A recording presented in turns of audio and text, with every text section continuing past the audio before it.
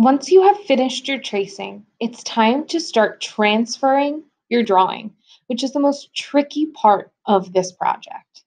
To start, I'm going to label the corners of my diagonal line, or this line right here. If it's easier, you should label this line as well on your drawing so you always know where you are going to focus.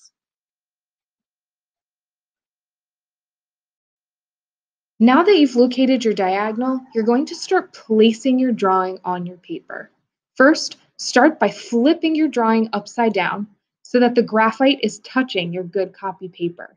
Then, using those circles you made at each end of your diagonal, match one circle up with the outside corner of your paper and the other circle with the middle or center of your paper. Your drawing should look like this. Now, tape down your drawing on your good copy paper.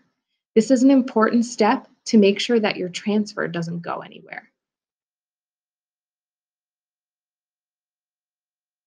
Double check to make sure that your drawing is in the correct place.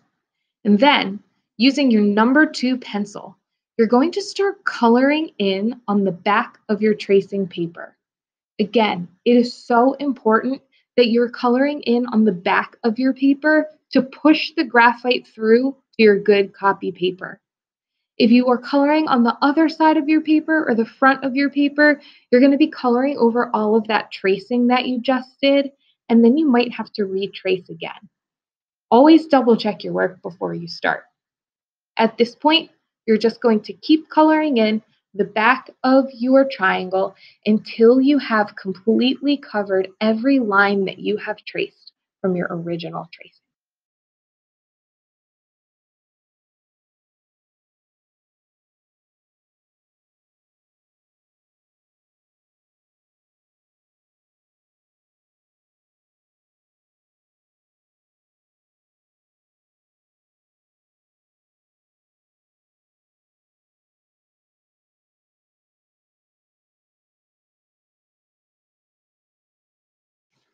Once you have completely filled in the back of your paper, you should be able to lift up your tracing paper and see a perfect transfer of your sketch on your good copy paper.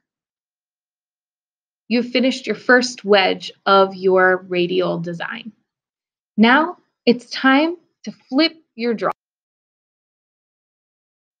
For your next section, you really just want to flip over your tracing paper so you get the mirror image of your original drawing.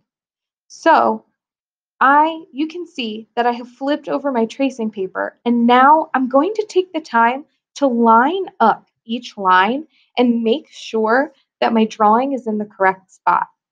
I should see the same images touching one another. I should see my corners lining up at the outer corner edge and the center corner.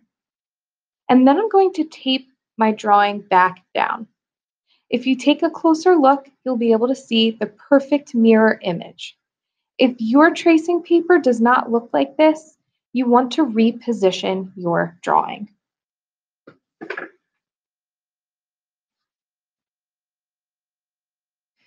For this transfer, once again, you do not want to scribble over top of your drawing. This is the side where we did our original tracing, and it's important that we keep our original tracing there. So now, just like when you were using the light table or your laptop, you're going to go over each and every line individually that you have drawn before.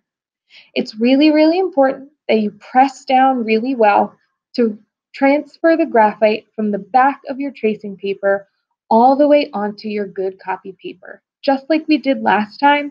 But again, instead of scribbling, we're tracing each and every line.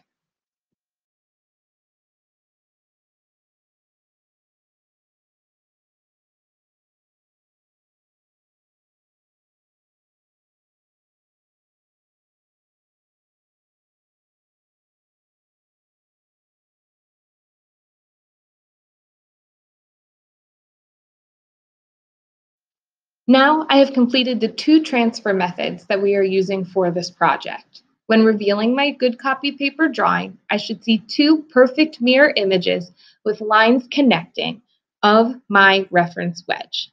At this point, it's time to keep flipping and working all the way around my paper, making sure that I am alternating transfer designs each time I work and lining up my paper correctly. So, if I'm alternating my method at this point, then instead of tracing every individual line now, I should be doing the method where I'm scribbling over the back of my paper. Make sure that your paper is lined up correctly and that you're flipping your tracing paper each time you work. You should never be scribbling twice in a row, and you should never be tracing twice in a row. At this point, if you're feeling a little confused about how to line up your paper or how to align your paper to do each method, go back in the video to watch each transfer method. If you're still feeling confused, please make sure you raise your hand and I can come over and I can help you. But make sure you use this video as a reference. For the remainder of the video, I'm going to work my way all around the paper, creating mirror images and connecting each and every line, so that way I have a finished radial mandala by the end.